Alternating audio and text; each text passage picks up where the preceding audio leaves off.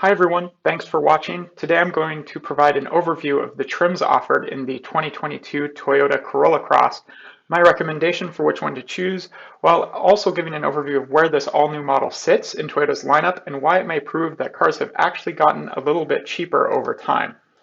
Starting with pricing, the 2022 Corolla Cross starts at $23,410 for a base L trim front-wheel drive model, and an XLE all-wheel drive model starts at $28,840. All of those prices include the mandatory destination charge. My analyses always assume that you're paying MSRP, so if your dealer is charging a markup on a particular trim powertrain but not on another, you may need to reconsider which trim level really delivers the best balance of features and value for you. Or better yet, find a dealer that isn't doing those price adjustments. On the 2022 Corolla Cross, all-wheel drive is available across all trim levels for a $1,300 upcharge, which is slightly less than the $1,400 Toyota charges to get all-wheel drive on a RAV4. For more information on the RAV4 trims, click the link on the screen or in the description below. There isn't a significant MPG penalty by choosing all-wheel drive on the Corolla Cross, so go for it if it makes sense to you. Since this is an all-new model this year, a brief note on where the Corolla Cross sits in Toyota's lineup. Size-wise, it sits between the CHR and the RAV4. However, price-wise, it is Toyota's least expensive SUV, undercutting the CHR by about $1,500.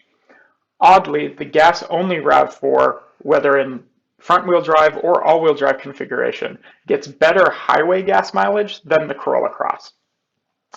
Of note, the Corolla Cross is the cheapest all-wheel drive vehicle Toyota offers, with the next cheapest being the Prius starting at $28,260. Before jumping into the Corolla Cross's trim specifics, a quick plug to subscribe if you find these videos useful. At 100 subscribers, I'll reveal what my first car purchase was, which may call into question my automotive judgment.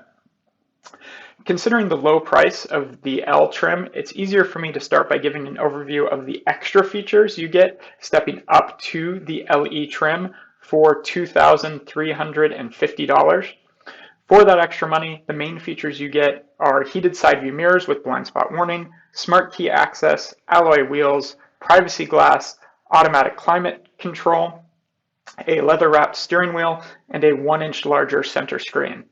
To me, those features combined aren't really worth the $2,350 upcharge, especially when you consider all that Toyota gives for the $1,500 upcharge to upgrade from the base model RAV4 to the XLE. The biggest downside of the L trim, it doesn't come with a rear wiper. I know that seems odd, but I could almost give it a pass if the rear wiper at least came with the L all-wheel drive trim, but that's not the case. If you're getting all-wheel drive, it's probably because you actually have weather to contend with, so to leave off a rear wiper is a really ridiculous product planning decision in my mind. However, that in and of itself isn't enough to make me not recommend the L trim. I'm more inclined to skip the LE trim because I just don't see $2,350 worth of value in the additional features you get. Moving to the XLE, which costs $1,780 more than the LE, you get significantly more value for money.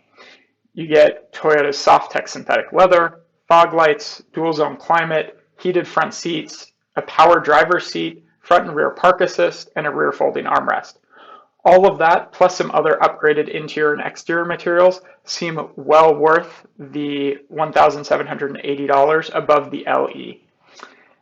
And taking a step back, when you consider the jump from the L trim to the XLE is $4,130, what you collectively get for that amount also seems worthwhile. Interestingly, unless you option upgraded audio on the LE or XLE, you'll get the same 6-speaker setup across all trim levels.